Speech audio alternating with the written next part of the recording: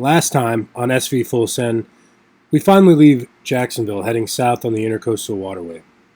We finally use the new dinghy, and we pick up a guest between bridges on the Intercoastal Waterway before arriving in Fort Lauderdale, where we meet up with friends and made a provision run before we head south towards Key West.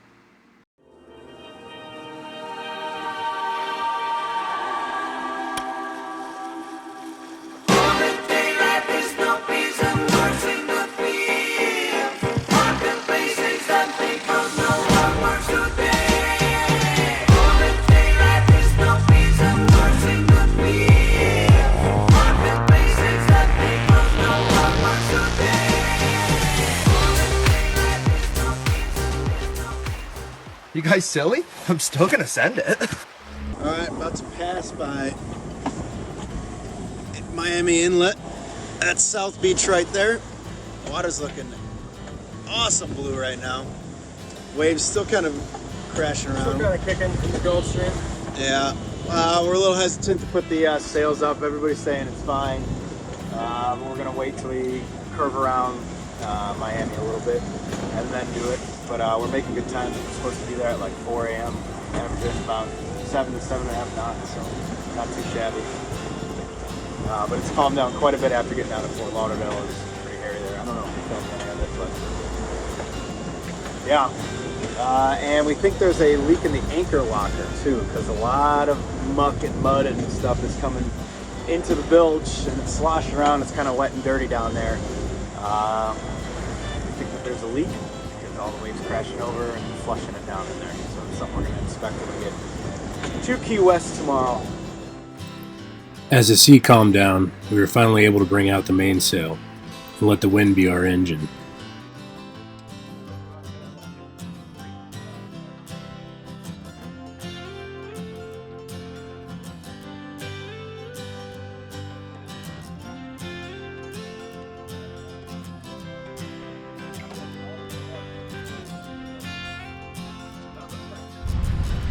Alright, we got sails up. Yeah, it's about time, baby! Look at that. We are doing 6.6. Engine's on, but it's in neutral, so we're kicking it. This is good. We're only got 12 knots, 13 knots bearing, so not bad. It's just moving. Do this for the next 15 hours. Yeah. Here we go. Alright, we're about 5 miles from Key Largo. Beautiful weather. Great out. Great out. From when it turned from the outside Fort Lauderdale to this is... Reminds me of the Bahamas, the color. Beautiful. Oh, so chill. Got the full main out.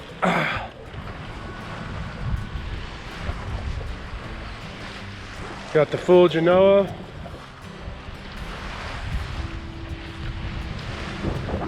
Nice sunny day. Can't complain.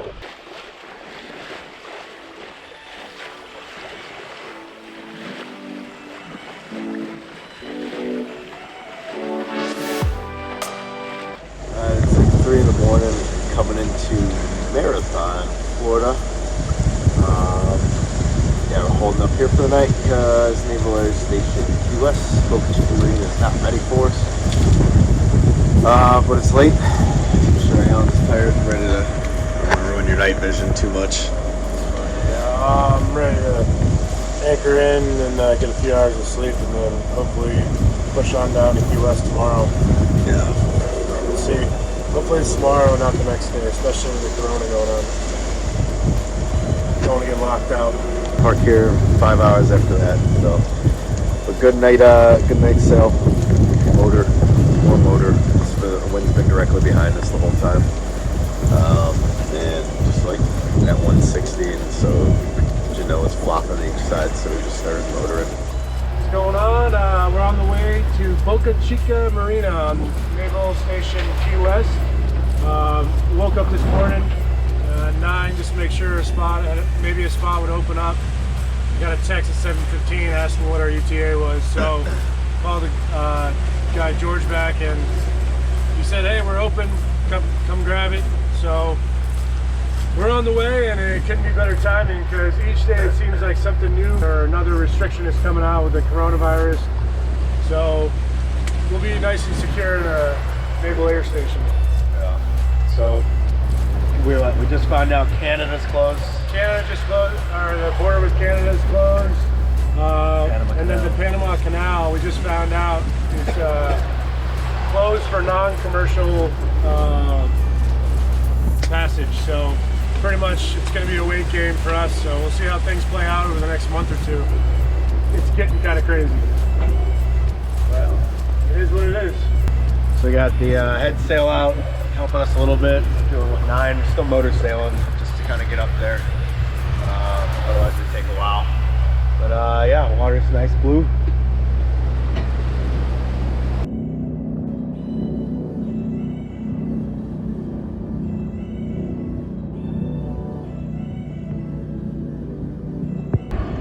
Woo woo! Coming into Boca Chica Marina, Naval Air Station, Key West.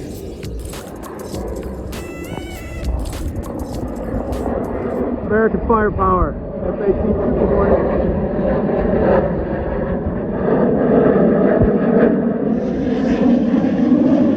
Yeah, buddy. All right, the Navy's got some cool stuff. I'll admit. Got our B Navy flag up though. Looks like we got a beach.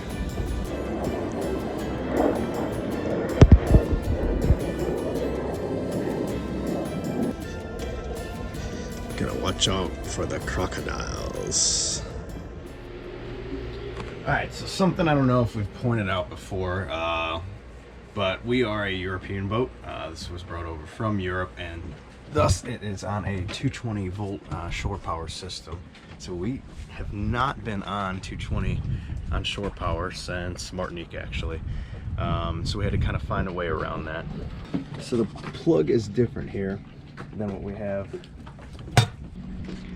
So anyways, we only have European plugs, and everywhere on the docks are doing 120, and they've got a separate system. I'll show you that. So it's these plugs. So, I mean, we really haven't been trying to stay in marinas, bringing it up from Martinique too much.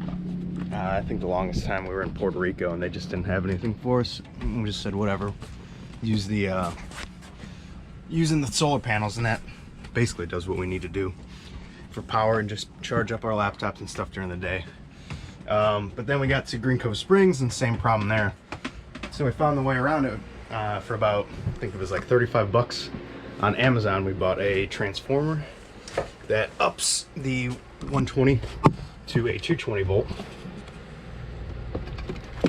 as you can see here. And so we just run a regular standard kind of house connection line down into here, and we plug it in there, and then our battery charger is 220 volt only, so it's not like one of those, like you can plug most of your laptop cables into either European Power or US and it'll just normally do it itself. This one you actually have to use 220 directly, so that's why we had to get the transformer for it. So we do that, we're able to charge our batteries, and then we can run some appliances. The whole, like, you know, don't daisy chain a bunch of power strips. Well, we got that one. We got that one. We got these all connected in here. This is where the European ones takes all the different kind of plugs, so it works nicely. But yeah, and we have blown a couple fuses before and just kind of switch it when we're at Green Cove. But it works exactly what we need. We can run our ice maker and stuff during the day. That way we're not using the inverter. Yeah, it works out really nice. So that's just one of the little tricks we learned on the way up. Because everything we read, you really need to be able to transfer the shore power in there. You need like a whole another big ass transformer. That's just super expensive and too bulky to keep on full send. So in the meantime, this works until we get down into European waters, and then we can just plug in if we need to spend a day at the marina or whatnot.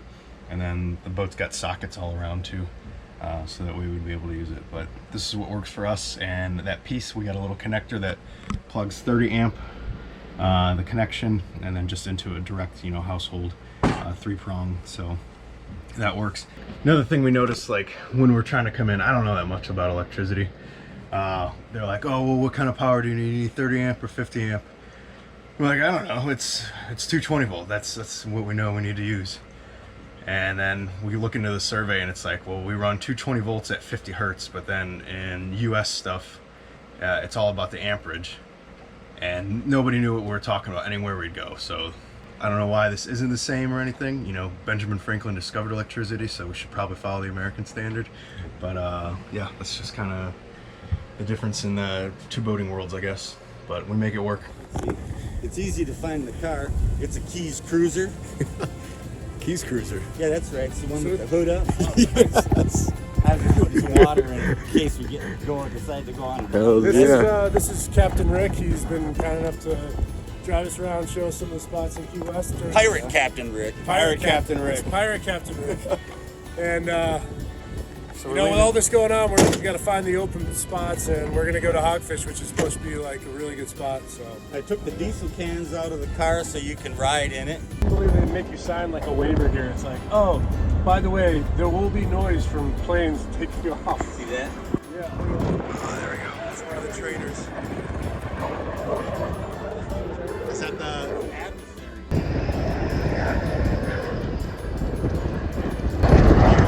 Makes my American quiver. 128.98. So we lost the gas cap. Now we gotta get more.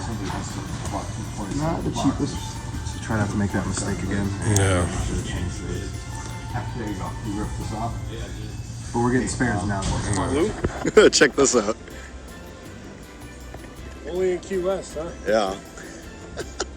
That's legit. Look, you got a shark playing a little guitar here. Over there, too. Sharknado. Got a little Hermit the Frog. I love it. The rule here is 50% capacity. Sticking up in the back here. Like a shark fin? No, I think it's a Conch. Yeah, because this is the Conch Republic. Oh, That's yeah. right. That's right.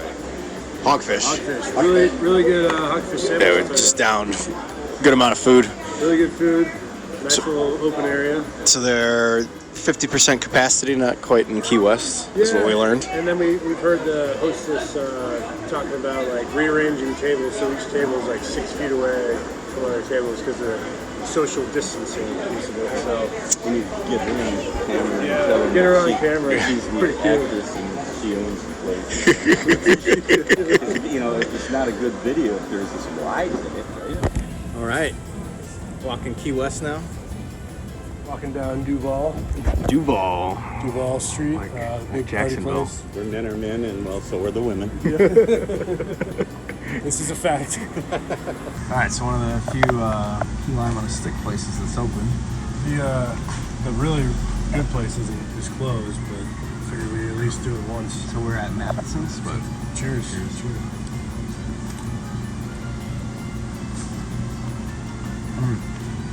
it's pretty rich. Yeah. No. Not bad. Very strong. Sugary chocolate. I heard that this is the epicenter for the COVID. beer flu. Beer flu? Yeah. Well, it's Corona, isn't it? Yeah. Yeah, so it's beer flu. Probably started here. Might have come from Mexico. If you enjoyed this video and want to see more, like this video, subscribe to our channel, and help support us on Patreon.